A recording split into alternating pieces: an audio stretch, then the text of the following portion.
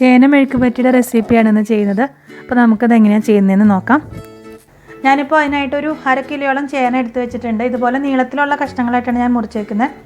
ഞാനിപ്പോൾ ഇതൊരു കുക്കറിലേക്ക് ഇട്ടിട്ട് ഒന്ന് വേവിച്ചെടുക്കുകയാണ്. നമ്മൾ ഈ നീളത്തിൽ ഇങ്ങനെ അരിഞ്ഞേക്കുന്നതുകൊണ്ട് പെട്ടെന്ന് വെന്ത് കിട്ടും. അല്ലെങ്കിലായാലും നമ്മൾ ചേന വേവിക്കുമ്പോഴൊക്കെ കുക്കറിലൊക്കെ ഇടുവാണെങ്കിൽ ഒരു വിസിൽ വരാനൊന്നും നിൽക്കേണ്ട ആവശ്യമില്ല. അപ്പോൾ ഞാനിത് ഇട്ട് കൊടുത്ത് ഒരു വിസിൽ വരുന്നതിന് മുന്നേ, അതായത് ആ സൗണ്ട് വന്ന് തുടങ്ങുന്ന സമയത്ത് തന്നെ നമ്മളിത് ഓഫ് ചെയ്തിടും. അപ്പോൾ ആ ചൂടിലിരുന്ന് അത് കറക്റ്റായിട്ട് വെന്തോളൂ. നമ്മളൊരു വിസിലൊക്കെ അടിച്ചു കഴിഞ്ഞാൽ ചേന നന്നായിട്ട് അങ്ങോട്ട് വെന്ത് കുഴഞ്ഞു പോകും. അപ്പോൾ നമുക്കിങ്ങനെ കഷ്ണങ്ങളായിട്ട് നമുക്ക് കിട്ടില്ല. ഞാനിതൊന്ന് കുക്കറിലിട്ടിട്ട് ഒന്ന് വേവിച്ചെടുക്കാം. ഇനി കുക്കറിൽ വേവിക്കാൻ ഇഷ്ടമില്ലാത്തവർക്ക് ഇത് വേണമെങ്കിൽ നമ്മളൊരു മൺചട്ടിയിലോ അല്ലെങ്കിൽ ഒരു ചൂട് കട്ടിയുള്ള ഒരു പാനിലോ വെച്ചിട്ട് കുറച്ച് വെള്ളം ഒഴിച്ച് ഇതുപോലെ ഉപ്പും മഞ്ഞളും ചേർത്ത് നമുക്ക് വേവിച്ചെടുക്കാം. അപ്പോൾ ഞാൻ എളുപ്പത്തിന് വേണ്ടിയിട്ട് കുക്കറിലേക്ക് ഇടുന്നു എന്ന് മാത്രം. അപ്പോൾ നമ്മൾ ഒന്ന് വേവിച്ചെടുത്തിട്ട് കൊണ്ടുവരാം.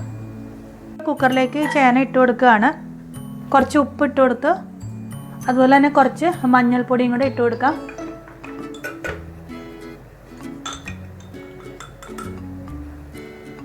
കുറച്ച് മഞ്ഞൾപ്പൊടി ഇട്ട് കൊടുത്തിട്ടുണ്ട്.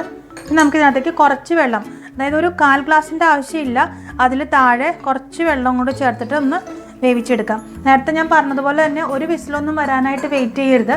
ഒരു വിസിൽ വന്ന് തുടങ്ങുന്ന സമയത്ത് നമുക്കിത് ഓഫ് ചെയ്തിട്ട് നമുക്കിതൊന്ന് വേവിച്ചെടുക്കാം. അപ്പോൾ ഞാൻ നേരത്തെ പറഞ്ഞതുപോലെ തന്നെ ഒരു വിസിലൊന്നും അടിക്കാൻ നിൽക്കരുത്. ഒരു വിസിൽ അടിക്കാൻ തുടങ്ങുമ്പോഴേ ഇത് നമുക്ക് ഗ്യാസ് ഓഫ് ചെയ്തിടാം. അപ്പോൾ ആ ചൂടിലിരുന്നിട്ട് കറക്റ്റായിട്ട് നമുക്ക് വെന്ത് കിട്ടും. അല്ലെങ്കിൽ ഒരുപാട് അങ്ങ് വെന്ത് കുഴഞ്ഞു പോകും.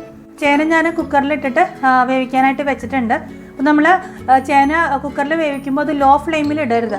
കാരണം ലോ ഫ്ലെയിമിലാകുമ്പോൾ ഒത്തിരി ടൈം എടുക്കും. അപ്പോൾ അത് വെന്ത് കുഴഞ്ഞു പോകും. അപ്പോൾ നമ്മളൊരു മീഡിയത്തിനും ഹൈ ഫ്ലെയിമിനും ഇടയിലുള്ള ഒരു ചൂടിലിട്ട് കഴിഞ്ഞാൽ നമുക്ക് കറക്റ്റായിട്ട് വെന്ത് കിട്ടും. അപ്പോൾ നമുക്കൊരു വിസിൽ അടിക്കരുത്, അതിന് മുന്നേ അത് ഓഫ് ചെയ്യണം.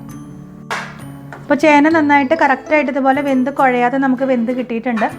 ഞാൻ പറഞ്ഞ പോലെ തന്നെ കുക്കറിൽ ചെയ്യുവാണെങ്കിൽ, അതായത് ഒരു വിസിൽ വരണതിന് മുമ്പ് ഓഫ് ചെയ്യുക. ഒരു മീഡിയം ടു ഹൈ ഫ്ലെയിമിൻ്റെ ഇടയിൽ ഫ്ലെയിമിൽ വെച്ചിട്ട് കുക്ക് ചെയ്ത് കഴിഞ്ഞാൽ നമുക്ക് കറക്റ്റായിട്ട് കിട്ടും. പിന്നെ നമ്മൾ ഓഫ് ചെയ്തതിന് ശേഷം ഒരുപാട് നേരം പ്രഷർ കംപ്ലീറ്റ് പോകാനായിട്ട് വെയിറ്റ് ചെയ്യരുത്. ഒരു കുറച്ച് സമയം കഴിഞ്ഞാൽ നമുക്ക് ഫുൾ അങ്ങോട്ട് വെയിറ്റ് കളഞ്ഞ് വെക്കുക, അല്ലെങ്കിലും വെന്ത് പോകും അങ്ങനെ ചെയ്തില്ലെങ്കിലും. അപ്പോൾ അതൊക്കെ ഒന്ന് ശ്രദ്ധിച്ച് നമുക്കിതുപോലെ കുക്കറിൽ നല്ല കറക്റ്റായിട്ട് നമുക്ക് ചേന വേവിച്ചെടുക്കാനായിട്ട് പറ്റും. ഇനി നമുക്കിതൊന്ന് ഒലത്തിയെടുക്കാം. ഞാനൊരു ചീനച്ചട്ടി അടുപ്പത്ത് വെച്ചിട്ടുണ്ട്. ഇതിനകത്തേക്ക് ഒന്ന് വെളിച്ചെണ്ണ ഒഴിച്ചു കൊടുക്കുകയാണ്. 1.5 ടേബിൾ സ്പൂൺ വെളിച്ചെണ്ണ ഒഴിച്ചു കൊടുത്തിട്ടുണ്ട്. ചൂടായ എണ്ണ നന്നായിട്ട് ചൂടായി തുടങ്ങിയിട്ടുണ്ട്. ചൂടായ എണ്ണയിലേക്ക് ഞാനൊരു കുറച്ച് കടുക് ഇട്ട് കൊടുക്കുകയാണ്. ഇപ്പോൾ ഇവിടെ ഒരു 6 വലിയ വെളുത്തുള്ളിയും അതുപോലെ 6 അത്യാവശ്യം വലിപ്പമുള്ള ചെറിയുള്ളി എടുത്ത് നന്നായിട്ട് ചതച്ചെടുത്ത് വെച്ചിട്ടുണ്ട്. അതുപോലെ കുറച്ച് കറിവേപ്പിലയും അതുപോലെ ഒരു വറ്റൽമുളകും. ഇപ്പോൾ ഞാൻ ഒരു വറ്റൽമുളക് ഇടുന്നുള്ളൂ. നമ്മൾ ചതച്ച മുളകും കൂടെ കുറച്ചും കൂടി ഇടുന്നുണ്ട്. അപ്പോൾ അത് ഇടുന്നില്ലെങ്കിൽ നമുക്ക് ഇവിടെ 1-2 വറ്റൽമുളക് കൂടുതലിടാം. അപ്പോൾ നമുക്ക് കടുക് ഒന്ന് പൊട്ടിയ ശേഷം ഇത് ഇട്ട് കൊടുക്കാം. കടുക് നന്നായിട്ട് പൊട്ടിയിട്ടുണ്ട്. നമുക്ക് ചതച്ച് വെച്ചിരുന്ന ഉള്ളിയും വെളുത്തുള്ളിയും എല്ലാം കൂടെ നമുക്കൊന്ന് ഇട്ട് കൊടുക്കാം.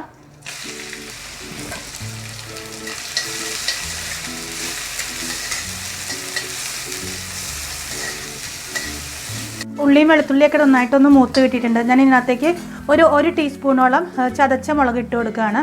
ചതച്ച മുളക് ഇട്ട് കൊടുത്തിട്ടുണ്ട്. ഇനി ഇതിനകത്തേക്ക് ഞാനൊരു 1/4 ടീസ്പൂൺ മഞ്ഞൾപ്പൊടി, പിന്നെ ഒരു 1/2 ടീസ്പൂണോളം നമ്മുടെ കാശ്മീരി ചില്ലി പൗഡർ. ഇപ്പോൾ 1/2 ടീസ്പൂൺ ഇടുന്നുള്ളൂ, കാരണം നമ്മൾ വറ്റൽമുളക് ചതച്ചത് ഇട്ടിട്ടുണ്ടല്ലോ, അത്യാവശ്യം എരിവുണ്ടാവും. അപ്പോൾ എരിവ് കൂടുതൽ വേണമെന്നുണ്ടെങ്കിൽ കുറച്ചും കൂടെ നമുക്ക് എരിവുള്ള പൊടിയും കൂടെ ഇട്ട് കൊടുക്കാം.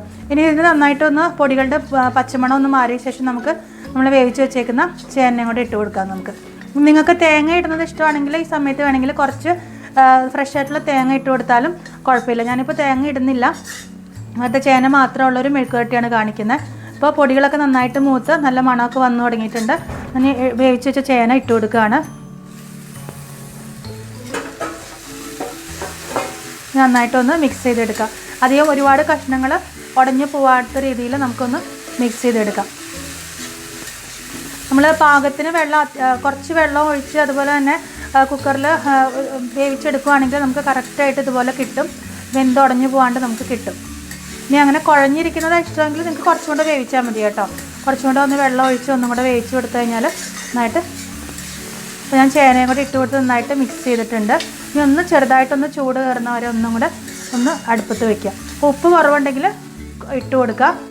കുറച്ച് ഉപ്പ് കുറവുണ്ട്, ഞാൻ കുറച്ച് ഉപ്പ് ഇട്ട് കൊടുക്കുകയാണ്. അപ്പോൾ നന്നായിട്ടൊന്ന് മിക്സ് ചെയ്തെടുത്ത് കഴിഞ്ഞാൽ നമ്മുടെ ചേന മെഴുക്ക് പുരട്ടി റെഡിയാണ്. അപ്പോൾ നമ്മുടെ ചേന മെഴുക്ക് പുരട്ടി റെഡി ആയിട്ടുണ്ട്. നമുക്ക് സർവിംഗ് പ്ലേറ്റിലേക്ക് മാറ്റാം. നമ്മുടെ ചേന മെഴുക്ക് പുരട്ടി റെഡി ആയിട്ടുണ്ട്. ഞാനത് സർവിംഗ് ബൗളിലേക്ക് മാറ്റിയിട്ടുണ്ട്. അപ്പോൾ എല്ലാവരും ഒന്ന് ട്രൈ ചെയ്ത് നോക്കുക. ഇഷ്ടമായാലും ലൈക്ക് ചെയ്യുക, ഷെയർ ചെയ്യുക, സബ്സ്ക്രൈബ് ചെയ്യുക. പുതിയ വീഡിയോ ആയിട്ട് വീണ്ടും കാണാം. താങ്ക്